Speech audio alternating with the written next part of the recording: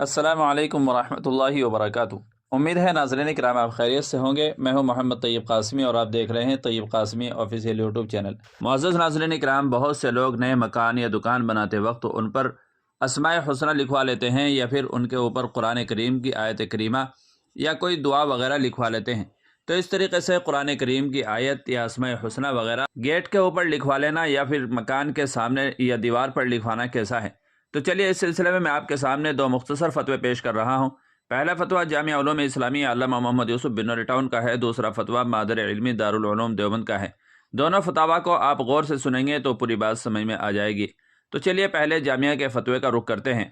چنانچہ کسی سائل نے پوچھا، مکان کے فرنٹ پر قرآنی آیات، درود پاک اور اسماء الحسنہ والی ٹائلز لگوانا۔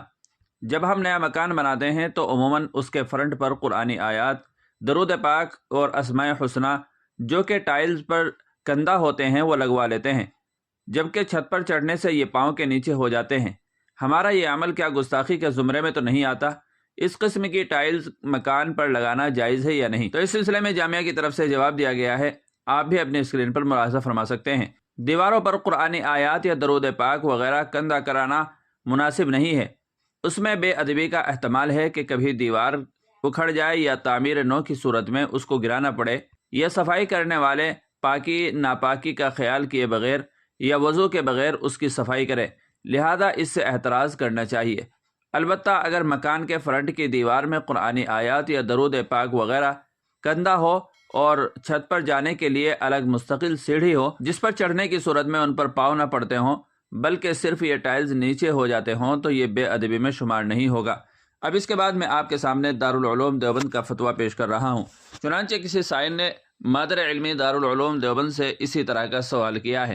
سائل سوال کرتا ہے، مکان کی دیوار اور دروازے پر قرآن پاک کی آیات لکھنا۔ کیا فرماتے ہیں مفتیان کرام مسئلہ ذیل کے بارے میں کہ گھر کی دیواروں یا دروازے یا مین گیٹ پر قرآن پاک کی آیات لکھنا یا پینٹ سے یا پتھر پر کندہ کرانا کیا جائز ہے؟ نمبر 2، کیا کوئی آدمی اپنے نام والی آیت پتھر میں کندہ کرا کر اپنے مین گیٹ کی دیوار میں جس کی اونچائی نصف قد یا تھوڑی سی کم ہو لگا سکتے ہیں یا نہیں؟ آیت کی مثال انہ من سلیمان۔ تو اس سلسلے میں مادر علمی دارالعلوم دیوبند کا جواب بھی ملاحظہ فرمائیں۔ بسم اللہ الرحمن الرحیم۔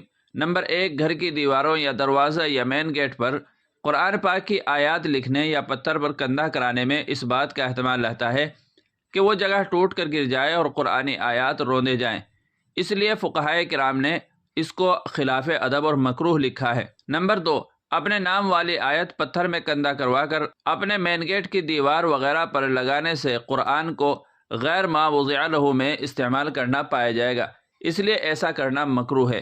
واللہ تعالی علم۔ دارالفتاء دارالعلوم دیوبند۔ تو ناظرین اکرام، دونوں فتاویٰ سننے کے بعد مجھے امید ہے کہ اب آپ مسئلے کو اچھی طرح سمجھ گئے ہوں گے۔ ویڈیو اچھی لگی ہے تو لائک اور شیئر کر دیجیے گا، اور چینل پر پہلی بار آئے ہوں تو سبسکرائب بھی کر لیجیے گا۔ السلام علیکم ورحمۃ اللہ وبرکاتہ۔